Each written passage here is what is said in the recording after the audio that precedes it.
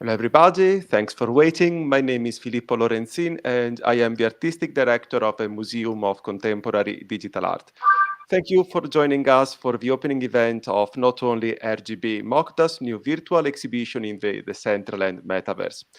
First of all, I really want to thank the curators Chiara Braidotti and Sia Pineschi and all the artists involved for the enthusiasm and passion they put into the making of this fantastic exhibition. Chiara is an art editor and curator. She has a background in art and humanities and experience as editorial assistant for major art and architecture publications, collaborating with Fondazione Maxi and Quod Libet in Rome since 2019.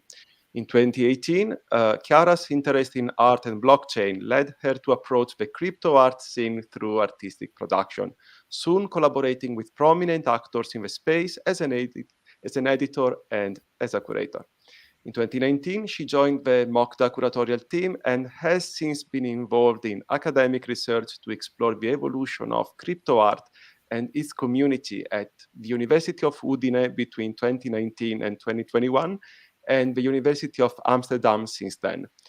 Sia Pineschi is an American-Italian curator whose focus is in contemporary digital and time-based media artworks. She has a master's degree from the Courtauld Institute of Art, where her research investigated the innate bias of collection management systems in curatorial practice.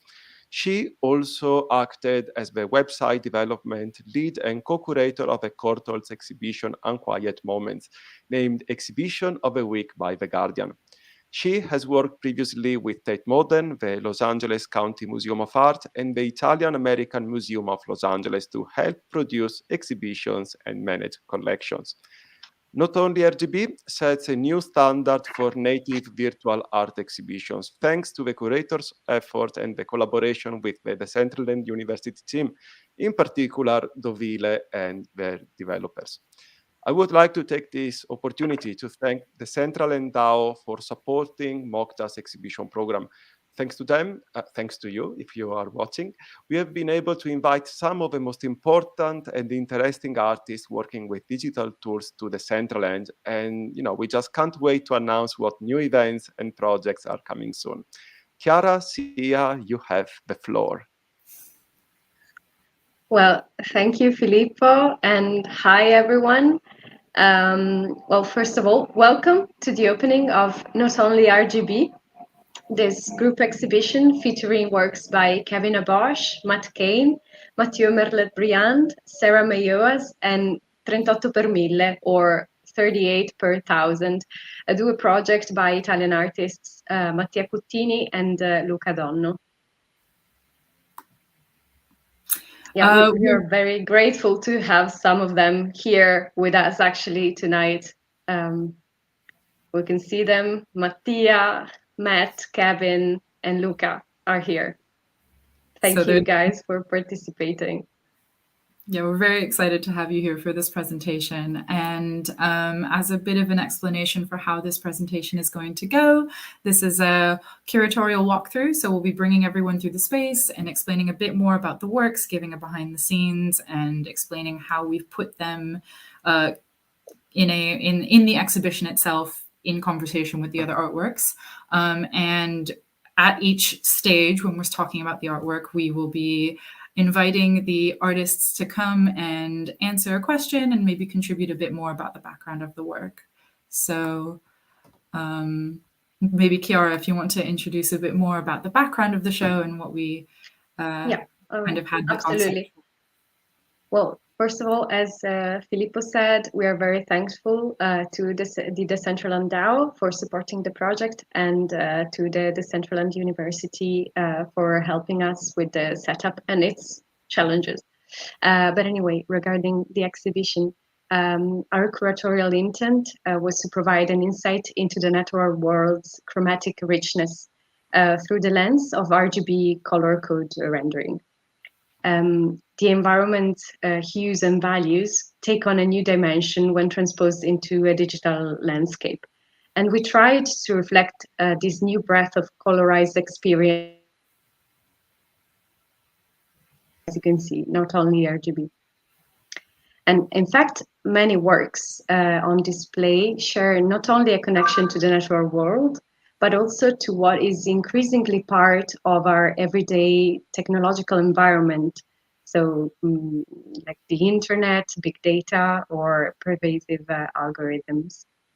And as they explore the chromatic spectrum through a range of artistic, scientific, and also geometric approaches, the selected works capitalize on the viewer's emotional response to color, using these elements to equally investigate both our external world and more intimate emotional experiences.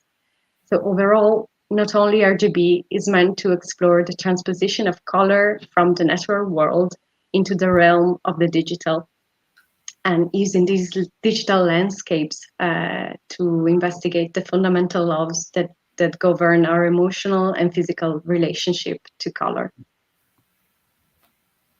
I don't know, Sia, if you want to add something about the setup. No, that was an excellent summary. So yeah, a bit of background on how we've chosen the works. As we were going, when we had the concept for this exhibition, we realized that there was this very deep investigation in digital art to kind of capture the natural world and translate it from how we interact with it in a physical space to translating that into how we interact with it in digital space. And so we've selected these wonderful artists to be part of this exhibition and really tried to put their works in conversation with each other. Some of them deal with similar themes like astrology and, like geology and biology and all of these issues. So I would love to begin this tour with the first work in the exhibition, which is Sun Signals by Kevin Abosch. So as a quick tour here, we have this first work on the left, these 12 works that have been selected from Sun Signals. I'm going to position them here so you can see. So Kevin Abosch, who is with us today, thank you for joining us, Kevin. He is an Irish conceptual artist who works with a variety of traditional and digital mediums, including blockchain technology, as you can see here. And he works to address the nature of identity and the impact of data on our emotional reality, which Sun Signals is an excellent representation of. So this is a work that is comprised of 1,010 works and has been informed, each of these palettes has been informed by analyzing sun signals and solar radiation here on Earth. So we've chosen these 12 works, these sun signals, to act almost like a representative group of the wider project. And as you can see here, if I can get a little bit closer, each of these artworks takes data, solar data from such as location or solar radiation levels and other open source data and translates them into visual elements like line, color, and size. However, it's quite important to note that these works are not just representational, they're quite ritualistic in a way. So they're not just a visual translation of scientific data, but they try to strike more at like the emotional aspects of this data so that people who are witnessing this works are able to relate more on an emotional level to this. So they are designed to almost trigger an emotional response. We also, it was clear from examining this work that it's not just a scientific reinterpretation, because some of the suns kind of speak to a subversion of this data. So you can see here, they have the number of each of the sun signals on the bottom underneath each of these works. And some of them speak to a subversion of this data, and two of them on display we've kind of selected almost as these this representation of the subversion. So this is 194 and 705. So you can see 194 is here, this magenta one in the center, and then 705 is, where has he gone? He's one of the lines in this work. So we've really deliberately tried to choose a representative sample, and emphasize the fact that this is like a ritualistic artwork that kind of is gained from emotional data. So, Kevin, if you are here with us, I am. Welcome. Really excited Thank to have you here. So I wanted to ask you a quick question, if you'd be able to let us know. So we're very interested in this work. As I've mentioned, bringing in this scientific data, this open source data, and kind of translating it so that people can have this reaction to it. Would you mind explaining what the most surprising data point was for you that you discovered throughout this project, and how did you translate it effectively in order to bring out the emotional impact of that data set? Sure. I'll have to think about surprising, but essentially, without disparaging myself too much, I'm sort of a one-trick pony, and that is to say that I start usually with a data set. Sometimes it's a small data set. Sometimes it's a data set with billions of data points. I then work using tools that are usually the tools of people working practically, either in technology or science, and I have a long history of working with such tools. But as an artist, I don't sort of adhere to any scientific method. That is to say that despite the time and effort that goes into analyzing data and surfacing insights and truths from this data using a battery of tools and deep learning algorithms, it's not repeatable.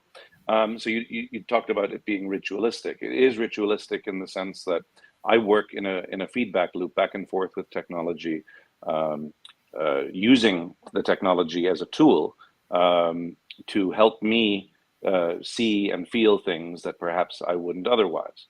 And then in turn, I give something back to the computer, and we go back and forth in a loop until at some point I feel like I have created what I like to refer to as an emotional distillation of the data. And this can be sometimes a little challenging for people in general, certainly a lot of my friends who are in technology, because they're trying to make intellectual sense out of what I've done. It's also true that these are not, simplistic data visualizations. Just by using a simple like translation scheme to take data and present it visually. I start with the premise that if any two objects or concepts that you bring together force a reaction in the same way perhaps that two magnets do, I think that I start with that premise, and then I expand from there.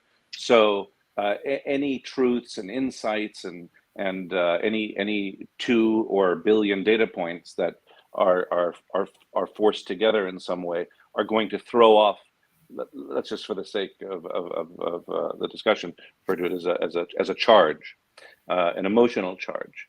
Now, why would I do this? Well, this work has its root, as most of my work does, in some form of activism. In this sense, climate activism around the climate crisis. So I'm not here to be another voice presenting an intellectual argument about why this should be a concern to us. I think that with my particular skill set and abilities, it's best for me to present work that has the potential to impact people for reasons they might not fully understand intellectually, but hopefully at some point can feel. And everyone will have a different reaction, obviously, because we're individuals. But I think that's so. On the one hand, I would love to be thought of as a a very clever technologist and employing fantastic technology and be shortlisted for a Nobel Prize. But that's just not my path. I will not be winning any Nobel Prizes for the work that I'm doing, and that's essentially what went into this work. Yeah, absolutely. Like when we were first selecting works for this, we knew we wanted to include sun signals because we felt like it was an excellent example of how intricately you can translate actual naturalistic data to an artistic platform, to a digital platform in this way, and have it not essentially just be another chart that someone could see and be like, ah, yes, the sun is acting in this certain but way. To answer your question specifically. Absolutely. So I gathered solar data from all parts of the world, and I talk about solar radiation. Solar radiation is essentially the amount of sun that reaches the Earth in any given place, and then you can take temperature readings or other data. One of the ways that I have gathered data, fortunately, is the tremendous wealth of open source data that exists in the wild. Much of it, or almost all of it, put out by various governments through different portals. Some of it easy to access, some of it not easy to access. We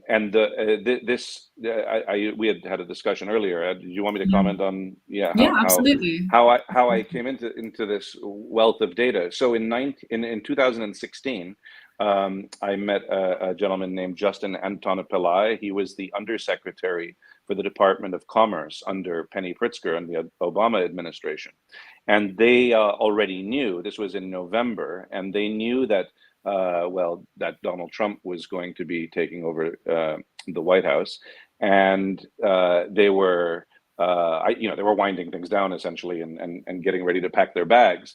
And Justin said to me, I know you work with data. Would all this Department of Commerce data be of use? And for those who don't know, that the Department of Commerce manages a number of federal organizations, including NOAA and the everything to do with weather, and because of course weather impacts commerce, doesn't it? If you have severe winter storms, it could affect transportation, crops, commerce at the end of the day. So it's actually remarkable what goes into this commerce data, and this data is leveraged by corporations to make money. Essentially, they can anticipate, they can forecast the prices of goods, and based on analyzing the data. So he said to me, would you have any use with, is there something you could do as an artist with this data? And I said, oh yeah, I definitely can. And so what they did was they made data available from the Environmental Protection Agency and NOAA, the weather.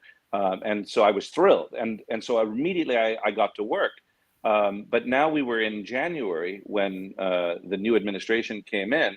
And I don't know if anyone remembers what happened, because there were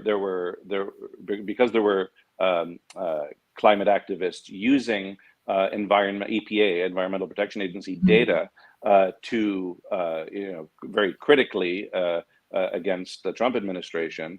They decided that they would just lock it all down and shut down all the data. It was really one of the most despicable acts I think a government could do. And what happened was overnight, suddenly academics, forget about artists, academics all over the country, all over the world, suddenly didn't have access to this data. It was rectified in time, but that was this was the first time that I had access to big pipes of data. You could go in there and navigate your way around and scrape, but I had access to just it was really, really, really cool actually for someone who basically whose whole practice is based around data, to have access to all of that. But so anyway, so I just that that got me it started down the path of solar data and weather data in general, and with respect to climate change. And so, yeah, absolutely. I mean, just having access to all of that kind of data is it's a vehicle for artistic practice, and it definitely makes it, what you do with it can make it more or less impactful. So this work is an excellent example, we think, and is why we were so excited to be able to include it. Absolutely, and in some way, it's almost metaphysical, and by this I mean it does not only present a physical aspect, a scientific aspect, but it goes beyond. It gives sort of a different, impactful influence on the viewer. So it was really great to have it. And if I can comment on the setup, we wish to put it in contact with the sky behind it as well. Oh, nice. And we tried to emphasize this connection with the outer world, and how besides being an artwork, it would really reflect and speak of what's happening outside as well. And in a very similar way, we arranged Matt Kane's work. Maybe we can move on with our tour. Hi, Matt. Thank you, Kevin, of course. That was a bit quick. Sorry, I didn't expect you to disappear. But thank you, Kevin. And perhaps later we can have time for a last Q&A in the end. But anyway, hi, Matt. Welcome. Chiara. It's lovely to see you. And so almost as a counterpart to Sun Signals, we decided to have on display a selection of works by Matt Kane, which is here with us tonight. And it's taken from the Gazer series, which addresses another celestial body, the moon in this case. And for those who might not know Matt, he's a Chicago-born artist whose oil paintings granted a successful entry into the collectors-driven market back in the early 2000s. But then he decided to step back from this environment and shifted career, becoming a web developer. And as a self-taught programmer, he designed a custom software which allows him to produce the vibrant, very detailed and multi-layered artistic visions he's now known for. Besides that, he's regarded as one of the crypto arts OGs, original gangsters, being part of the space and actually helping shaping it since very early on. But back on Gazers, it addresses the moon, which has been a fascination for humans since the dawn of civilization, since the first lunar calendar, which dates back to 23,000 years before Christ, and to modern space flight, basically. And as a sort of celebration of this long history of lunar obsession with all its symbols involved, the Gazer series functions almost as a lunar calendar, because every single work shifts and changes throughout its cyclical lifetime in relation to specific and often hidden traits which are captured within the code. Each Gazer is also comprised of several layers which interact to produce the work's final behaviors and colors. And this happens in a way that reminds me of 1960s works of arte programmata, or some works of kinetic art. Is very mechanical, the way these layers shift position and pulse and move around to create the illusion of color, which is only in the perception of the viewer. Also, each work is autobiographical. I mean, it's linked, it begins from an autobiographical origin moon, a sort of trait, which is connected to a date derived from Matt Kane's personal life. Basically, it's connected to the date of a significant event in his life that helped shape the progression of it. And here on the wall, in fact, you find a list of the gazers on show, which are actually just still images of the original artworks, and we'll dive into that in a second. And each of the works on display, each of the 12 works, is tied to a different origin moon. Perhaps is time to give Matt the chance to tell us more about these origin moons, because in fact the whole series can be understood almost as a conceptual self-portrait. And I was wondering if you wanted to give us some insights on one particular origin moon or one particular trait in the very complex construction of the traits that shape the behavior and color code of each of the works. Matt? Oh, sure. And thank you so much for that beautiful summary of gazers and also me. I suppose gazers, is a bit of a portrait of me, so they go hand in hand. I think the most appropriate origin moon to speak about is probably the first origin moon, which goes back 21 years to, gosh, I think the year was 2001, or it was 2000. I have trouble remembering. Mattia Cuttini said in the chat that OG stands for old geeks. Oh, sorry. And that's kind of how I'm feeling right now, not remembering the year. But the dream references a dream that I had when I was 20. I'm 41 now, so we're going back 21 years. In this dream, I was walking around an art exhibition, and there was a very dark room I entered.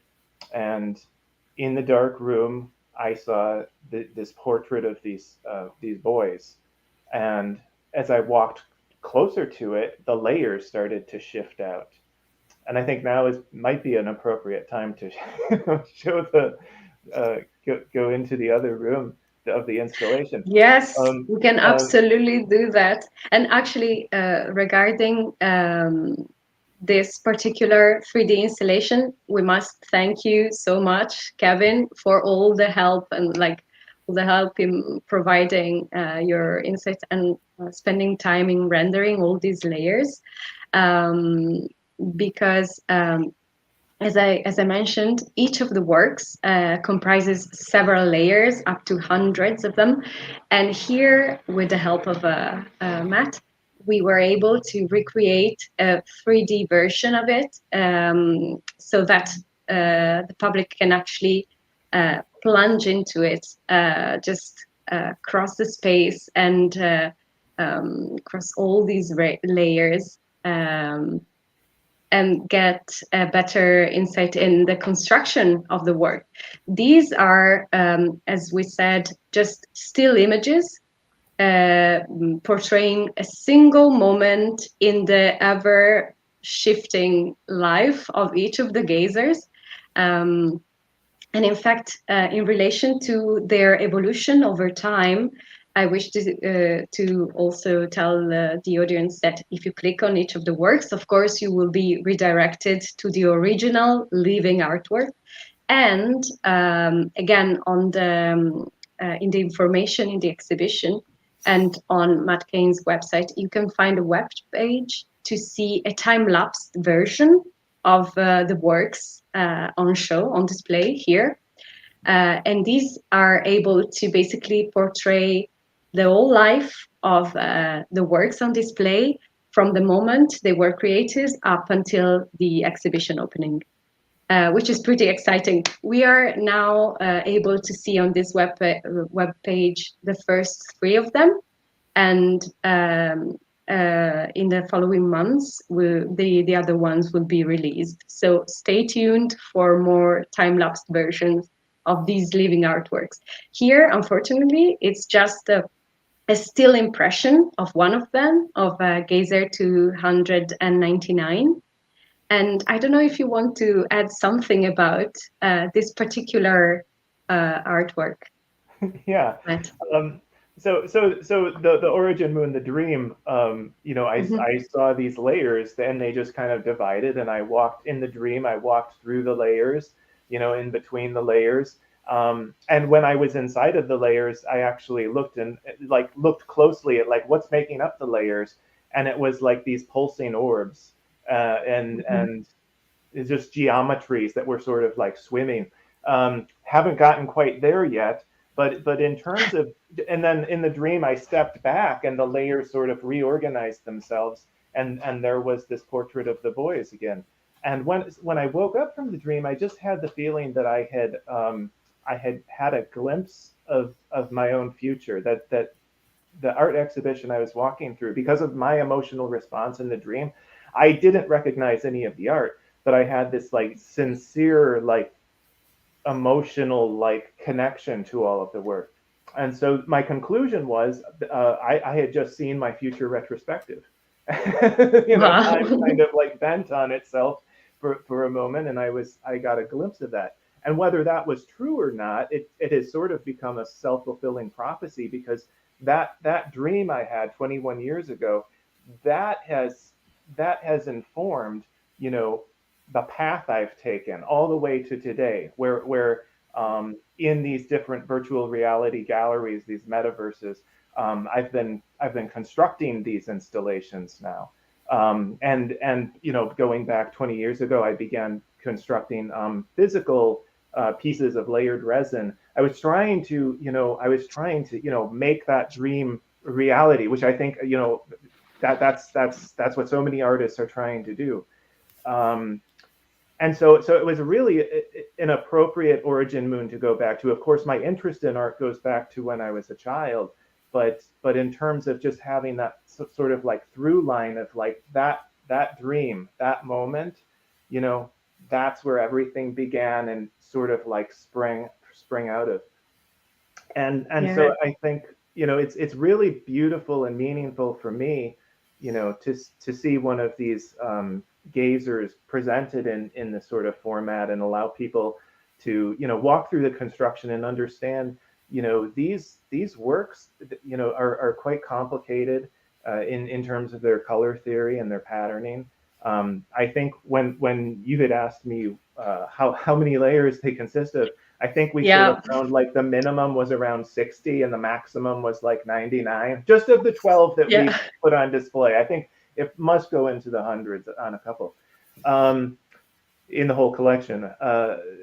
But as I approached gazers, it was all of it for me. It really had this. I wanted to express in coding what I understood from a 2-decade career working with color in particular ways, where I have kind of an understanding of how I've related to color and the choices I've made. And so then having spent the last 8 years, coding every day, generative art, wanting to bring, that previous practice of working physically with my coding practice and join it, with what I think is one of my hallmarks, which is color theory. It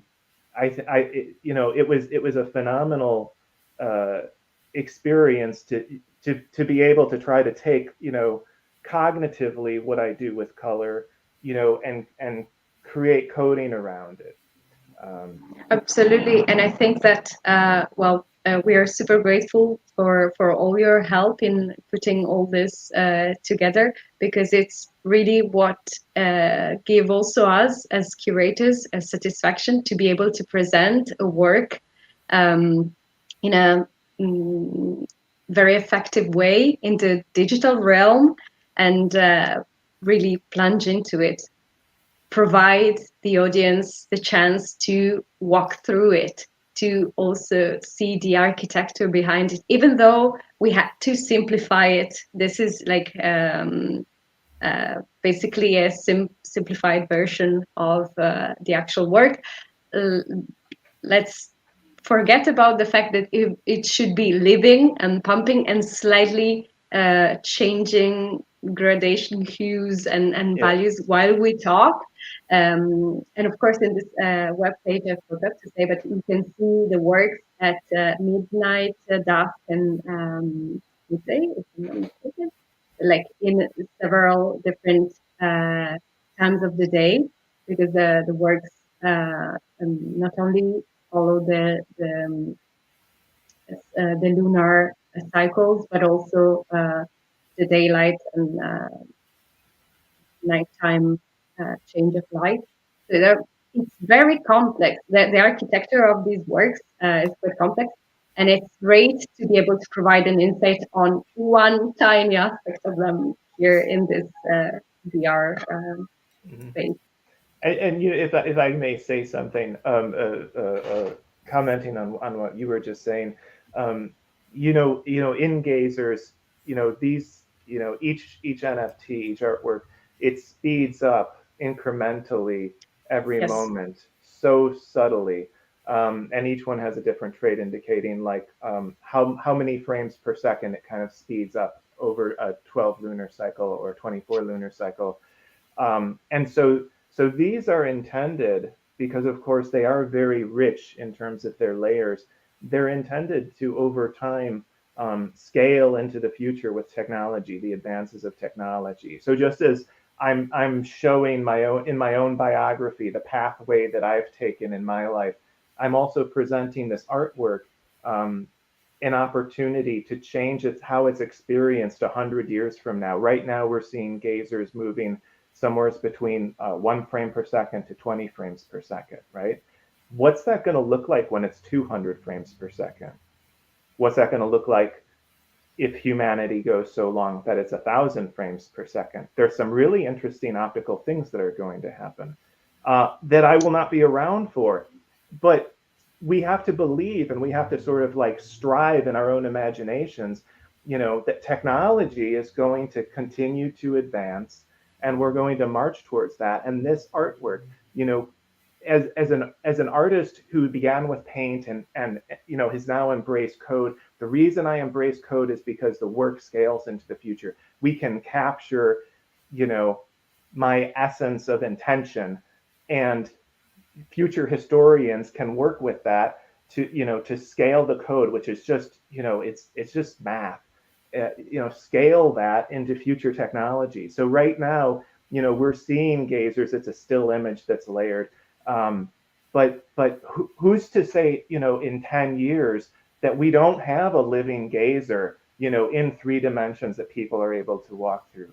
You know, that's the march of technology, and you know, and that's the magic of like artists who are working with code and like who make their code, you know, available. You know, there's going to be, I really think there's going to be a community of interested parties who are going to be hacking the gazer's code to, you know, to sort of like perform that my artist's intent for it to be sort of like, you know, transformed and be able to be experienced in different ways, you know, and march forward with technology. And it's a responsive, you know, it's a responsive dimension as well, because we don't know what sort of screens. Like I saw Cosimo D'Amici tweet the other day, you know, all walls will be screens.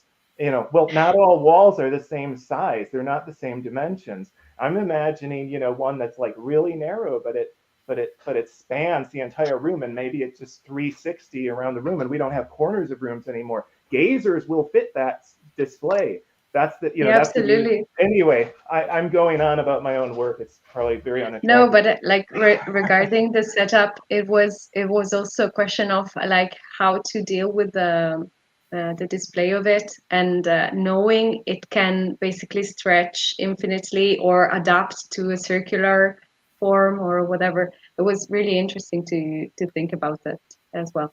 But we can cross it and go ahead with the rest of the show. Thank you so much, Matt, for the valuable insights on your work and the connection you have to the themes and to the architecture of it. It's really fascinating.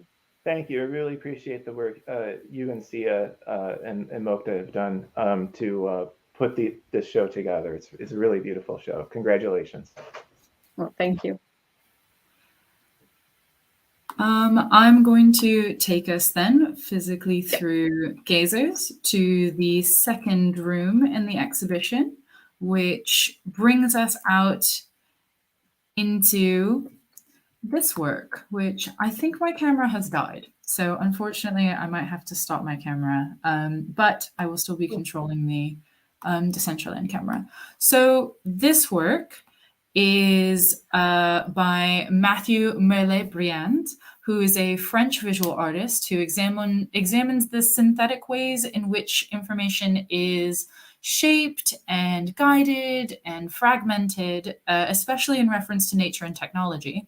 So this work, which is named Purple #Mineral, was created specifically for this exhibition, the Not Only RGB exhibition, and is the newest iteration of Briand's New Nature series, which are often physical installations or paintings.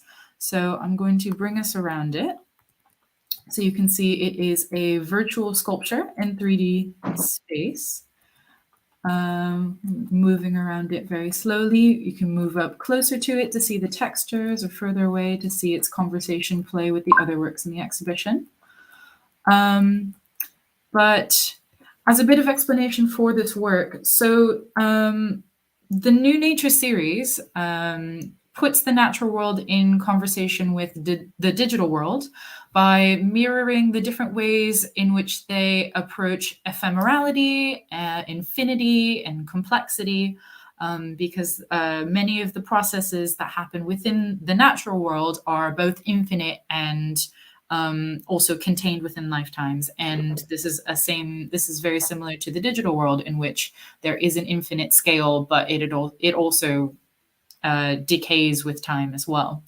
So this work in particular, Purple Mineral, takes the beauty of precious stones, which in this case, amethyst, and so it translates this beauty to a digital space. In some ways, both enhancing its natural beauty by kind of distilling it down to this abstracted form, and celebrating these colors and the shininess and the texture of this mineral. And it also preserves it eternally within the code by translating this mineral into a digital space and kind of almost removing it from the concerns of the natural world altogether. So, rocks in and of themselves kind of persist for aeons in both physical and digital worlds. And something that I also thought was particularly interesting about this work is the digital scale of it. So because it is a digital sculpture, you kind of use this avatar to approach it, and you're able to take advantage of the digital space in which you can move closer to it or further away from it as your computer screen allows, and also navigate around it, kind of enhancing the detail of the sculpture as much as you want on your own screen, which is something that might be, a potential limitation within the physical space as you might approach a sculpture, but only get so close to it. So this is something that you're able to kind of embrace more individualistically within the digital realm.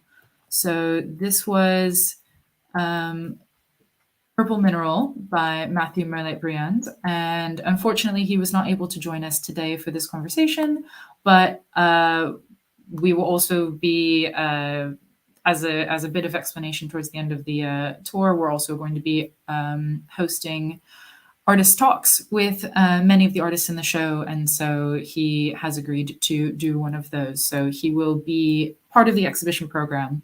But yeah, we're very excited to be able to include him within our exhibition and kind of have him be in conversation with many of the other works that deal with color and the natural world. So I can turn this over now to Chiara. Yeah. And we can get to Mattia Cuttini's and Luca Donno's work in their joint effort as 38 per 1,000. And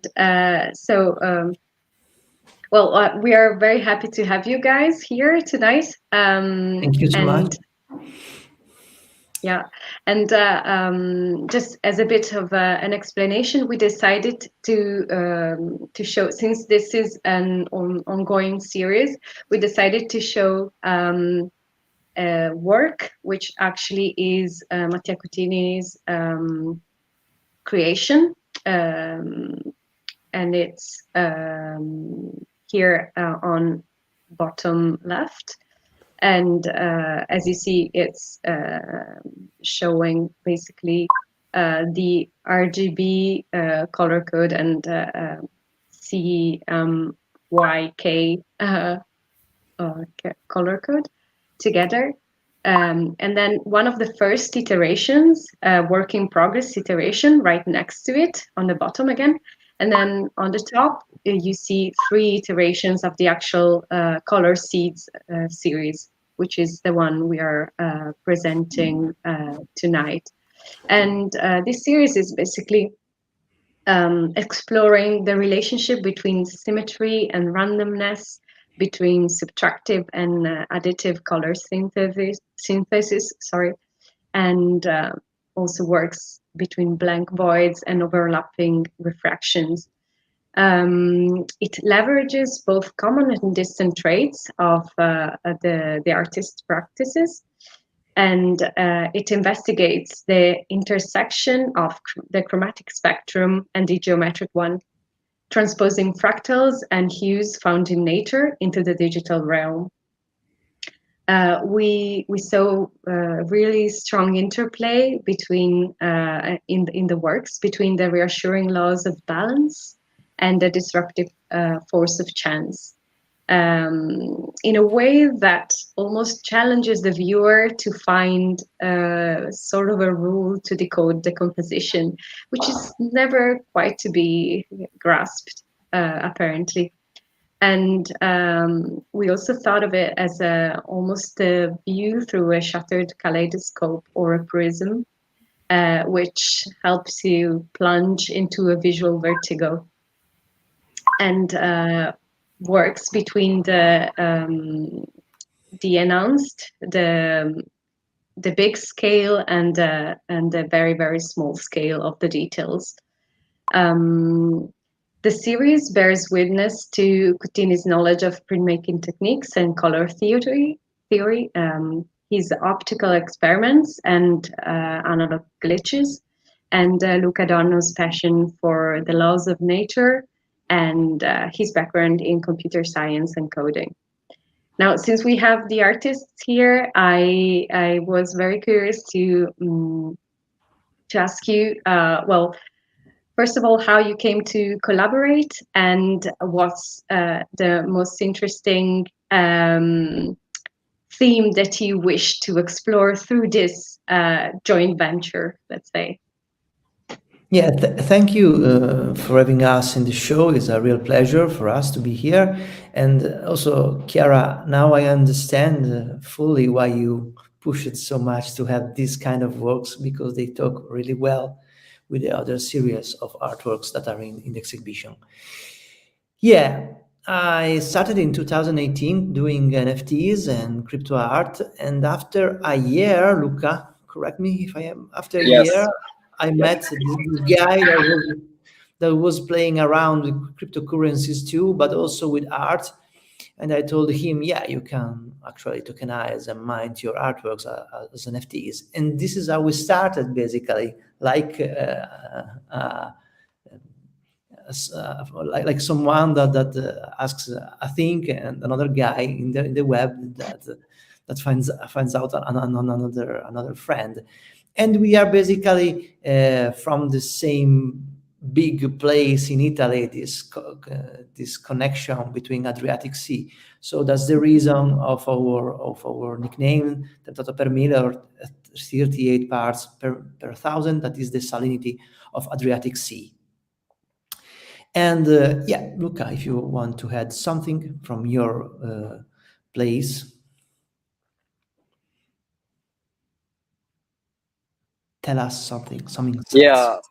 Yeah, I know Mattia since my origin, and he told me everything about NFTs at the beginning. Then I started to look into NFTs, also the code behind the NFT standard, because I have a computer science background, and I started to play with generative code before discovering NFTs on my own. And with Mattia, I always thought that Mattia was doing generative art by hand. So I feel like our two genres can be combined very well. So we already have done like many artworks together. We are we are very good at working together, I think. Yeah, absolutely. So, it's very natural to these artworks that we have created are speaking with other artworks of the series, of the rest of the exhibition, because they are connected with colors and also with the dreams of Matt Kane, and also with big data of Kevin. And yeah, the piece on bottom left, that is like the inception of these color seeds things, appeared to me in a vision, like in Matt Kane dream. So it was really interesting to have that inside, and during the presentation my head was going around and trying to understand what to say more about the series and about how we work together, me and Luca.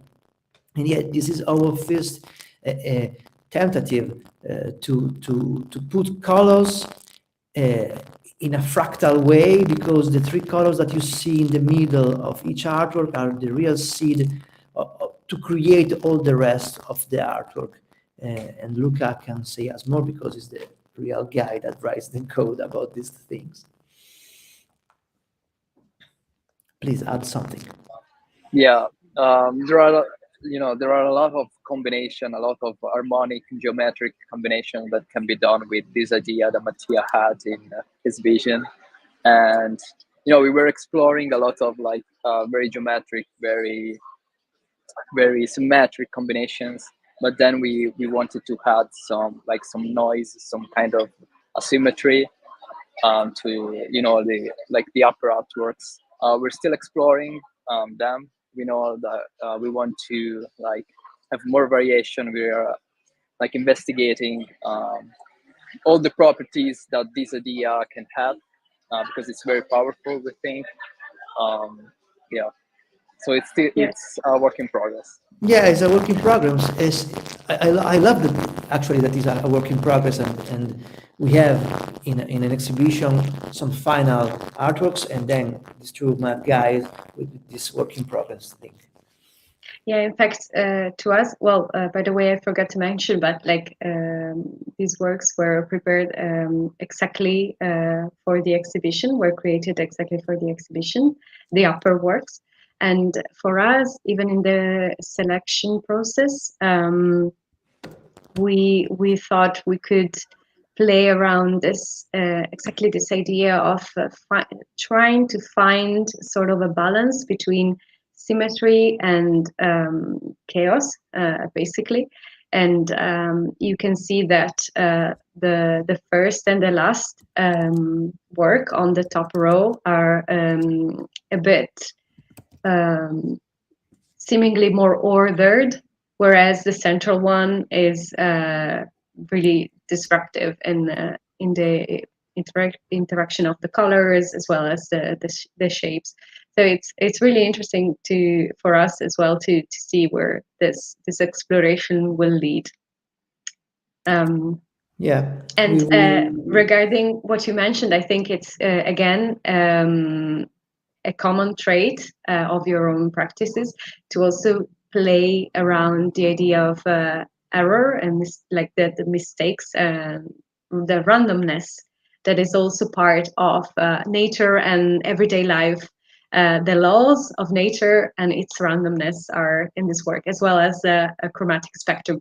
So we thought of it as a bit of an hinge in the whole exhibition, as well as because like Mathieu Merlet Briand work and the very last one, which we are about to present, are in a very close conversation between each other. So we wish to present a dialogue, and in this case it was also like self-contained in the work, in the collaboration between you, Mattia, and Luca. And yes, that's why also it got this position in the display, and we wish to tell its story, not just present it as it was, but like give a bit of background of how you came to the idea.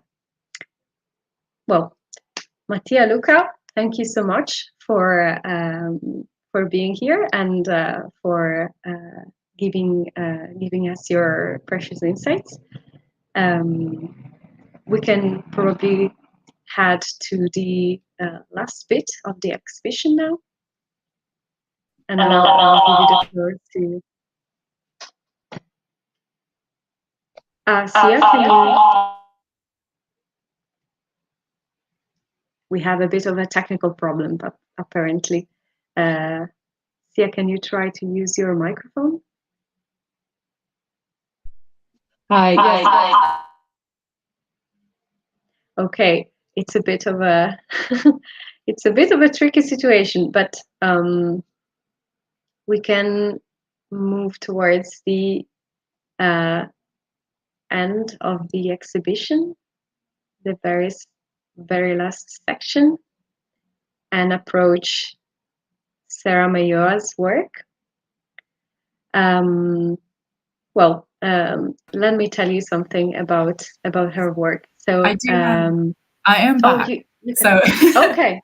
As a quick explanation, yeah, unfortunately my camera has died, so we're trying to do the technology behind the scenes. If you know, it's not a digital stream unless something happens with a camera. But to round out the exhibition tour, I'd love to give a little bit more information about our final work, which is by artist Sarah Meyohas. Sarah Meyohas is a conceptual artist whose work focuses on the relationship between nature and emerging technologies in society. So she plays a special focus on the ways that kind of unseen operations like unnatural processes like algorithms and natural processes like biology can kind of influence our daily lives. So this artwork in front of us here is a video artwork. You can see it here as you approach. So this artwork is born from a project that Sarah created where 16 workers were stationed in the former Bell Labs, and they were directed to dissect roses and capture nearly 1,000 photographs of their petals. So the photographs then created a data set, which was then used to produce this work, Generated Petals Interpolation.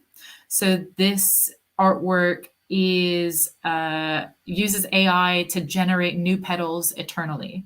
So this artwork is really, we were really excited to include this artwork because it kind of represents the ways that the natural world and the digital world are both defined by, in various different ways, ephemerality and permanence.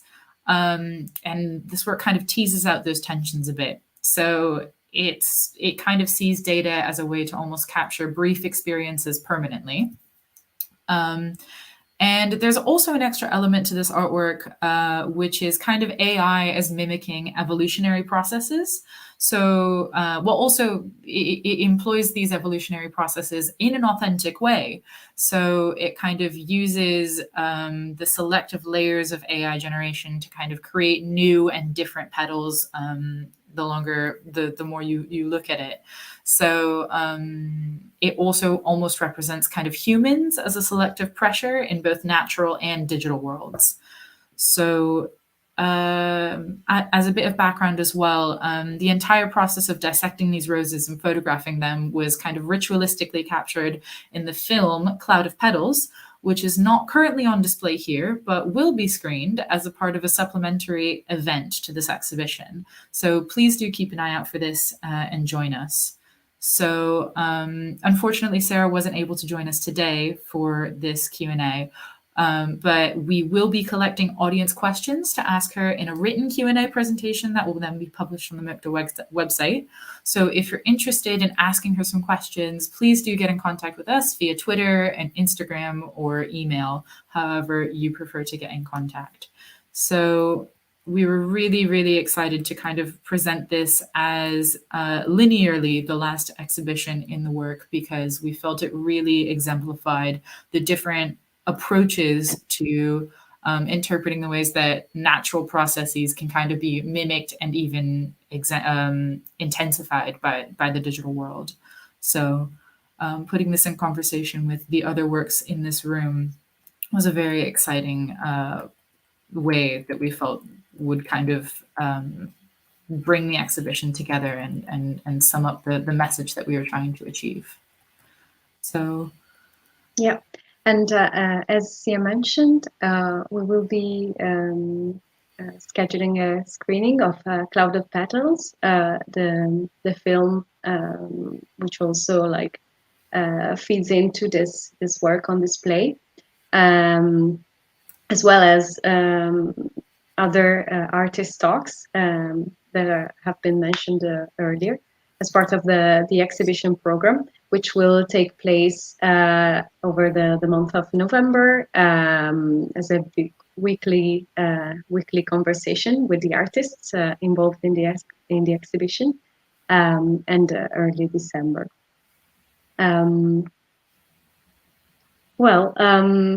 It's probably time to round up, and I don't know if there are any questions from the audience, but we will have plenty of occasions to deep dive into the artworks during specific conversations with the artists involved in the exhibition. Absolutely. So as part of our program, we're organizing extra conversations with these artists. So please do keep involved with us on social media and on the MoCDA website to see when these are occurring, and do create, if you have any questions, those would be excellent opportunities to kind of dive deeper into those. So yeah, I think this has been such a joy for us to have the artists here and have you guys answer our questions and come with us along this tour. It's been such a wonderful experience for us working with you guys to put this together, and we're just really thrilled that we'd be able to kind of have this come to life, both digitally and physically. So yeah, thank you all for joining us. Thank you, guys. Yep. Thank you. It was a pleasure. Yep. Thank you all.